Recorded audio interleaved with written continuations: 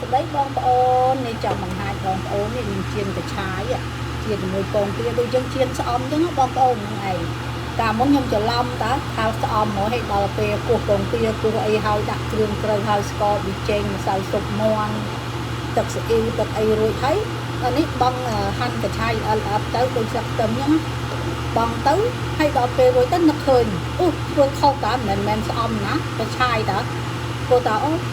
ឥឡូវពោះអីដាក់ជៀនទៅមើលឲ្យវាយវាពងមាន់អីហើយដាក់គ្រឿងត្រូវហើយដល់នេះក៏ដាក់កញ្ឆាយដែលខ្ញុំហាន់ដូចស្លឹកខ្ទឹមហ្នឹងដាក់ទៅឲ្យកូរវឹកវាទៅដាក់ជៀនដល់ជៀនទៅគួរញ៉ាំឆ្ងាញ់ដូចម្យ៉ាងដែរដល់នេះក៏បែកបញ្ញាជៀនពងមាន់ជាមួយកញ្ឆាយអញ្ចឹងទៅមានកញ្ឆាយហើយម្ល៉េះហើយគោចាប់ជៀនអញ្ចឹងទៅហ្នឹងឯងម្យ៉ាងដែរបងប្អូនហ្នឹងឯងច្រឡំតើគេញ៉ាំបានគោធ្វើតែអញ្ចឹងរហូតទៅហ្នឹងឯងបងប្អូននេះបងប្អូនណាដែលមានកញ្ឆាយមានអីហ្នឹងជៀនណានេះដល់ខ្ញុំអញ្ចឹងទៅហ្នឹងឯងជៀនទៅស្អំអញ្ចឹងហើយយើងដាក់គ្រឿងត្រូវដូចតែគ្នាហ្នឹងឯងគាត់ថាមួយកញ្ឆាយមួយស្អំមកពីខ្ញុំច្រឡំឯងដល់ច្រឡំខ្ញុំត្រឡប់ធ្វើអញ្ចឹងទៅវាឆ្ងាញ់ហ្មងឡោះហើយគោធ្វើតែអញ្ចឹងទៅលបងគាត់ថាធ្វើជៀនអញ្ចឹងទៅញ៉ាំលេងទៅសុខនេះតាយើងទុកកញ្ឆាយនេះទៅចោលទៅ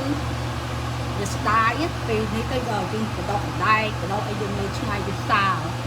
ឡោះឲ្យជៀនពងមាន់អញ្ចឹងទៅហ្នឹងហើយបានម្ដាយមកជៀនពងមាន់អញ្ចឹងឆ្ងាញ់ចាហ្នឹងឯងហើយបងប្អូនណាមានកញ្ឆាយធ្វើដូចខ្ញុំទៅនេះជៀនដូចស្អំអញ្ចឹងណាចាហ្នឹងឯងនេះឆ្ងាញ់ចាហ្នឹងឯង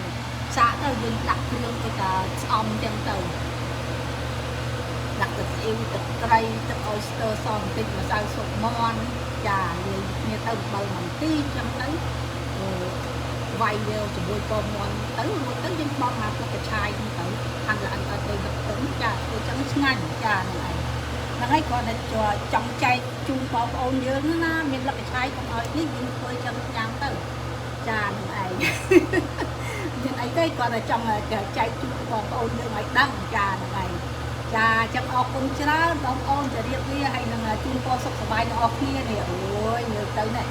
ក្រហមស្អាតណាចាជៀនទៅឆ្ងាញ់ចាញ៉ាំជៀនហ្នឹងឯងចាថ្ងៃនេះធ្វើបាញ់ហុយធ្វើអីញ៉ាំកុំឲ្យដាំទឹកខាច់ទៅនេះត្រាំបាញ់ហុយដែរនេះចាហ្នឹងឯងនេះត្រាំហើយបាញ់ហុយចាតែធ្វើបាញ់ហុយញ៉ាំហើយក៏លាងជីលាងអីហើយចាជីខ្លួនឯងដាំបេះខ្លួនឯងអីហ្នឹងបើសម្លាប់ទិញគេទេចាហ្នឹងឯងលាងហើយដាក់ស្ងោរសាច់ជ្រូកសាច់អីចឹងទៅហើយកាហ្វេអីចឹងទៅហើយកំប៉ុងខ្ទឹមមានទុកដាក់លើបាញ់ហុយកំប៉ុងរួចហើយនេះចានេះដាក់ខ្លាញ់ទឹកខ្ទឹមហ៎ចា